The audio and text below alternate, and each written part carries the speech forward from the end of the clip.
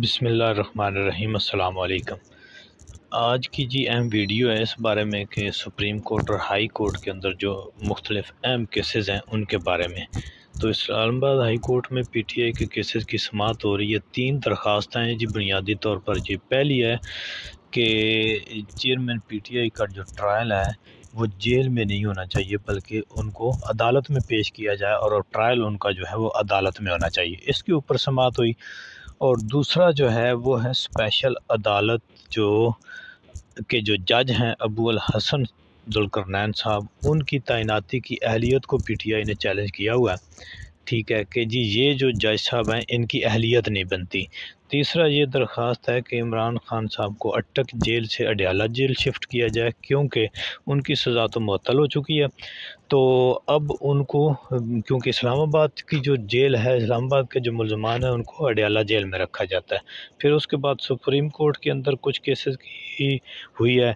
3 रुकनी एक बेंच है जस्टिस एजाजुल हसन साहब की सरबराही में, वो बुशरा बीबी की ऑडियो कॉल की लीक्स का जो केस है वो सुन रही है। और इसके ऊपर इस केस को भी रखा गया है साकिब निसार साहब की जो साबका एक थी वो ऑडियो लीक वाला मामला। तो उम्मीद है कि इसके ऊपर जो है वो एक बड़ा अच्छा कंबाइन सा फैसला आ जाएगा कि ऑडियो लीक्स जो हैं यानी फ़ोन टेप जो हैं वो कौन कर सकता है, किसकी इजाज़त से कर सकता है और किस तरह कर सकता है।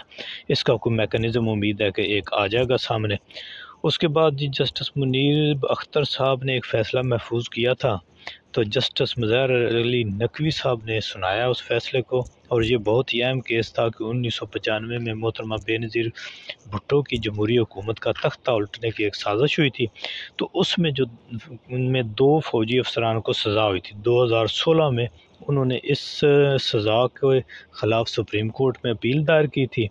तो सुप्रीम कोर्ट ने आज उनकी अपीलें भी खारिज कर दी हैं। इसमें 2 अफसरान को, एक को 4 साल और एक को 2 साल की कैद बामुशक्कल हुई थी। तो वो सज़ाएँ जो हैं वो सुप्रीम कोर्ट ने भी बहाल रखी हैं। तो फिर तीसरी थी जी कि परवेज़ मुशर्रफ का नाम ईसीएल में डालने का मामला था। तो ये जब इसकी समाअत शुरू हुई तो जज साहब ने कहा कि जी ये दरख्वास्त तो अब गैर मुअस्सर हो चुकी है, क्योंकि परवेज़ मुशर्रफ तो फौत हो चुके हैं। तो वकील साहब ने कहा कि जी 6 साल बाद केस लगेंगे, तो उसके बाद जो है दरख्वास्तें जो हैं वो गैर मुअस्सर ही होंगी। लिहाजा इस बुनियाद पे इसको खारिज कर दिया गया। फिर था जी शुगर रेट्स का मामला था। लाहौर हाई कोर्ट में ये एक मामला चल रहा है, आप जानते हैं सब। पहले इसके ऊपर स्टे हुआ है, इसको वफाकी हुकूमत ने चैलेंज किया हुआ था। तो सुप्रीम कोर्ट ने लाहौर हाई कोर्ट को जो है वो डायरेक्शन दे दी है कि इसका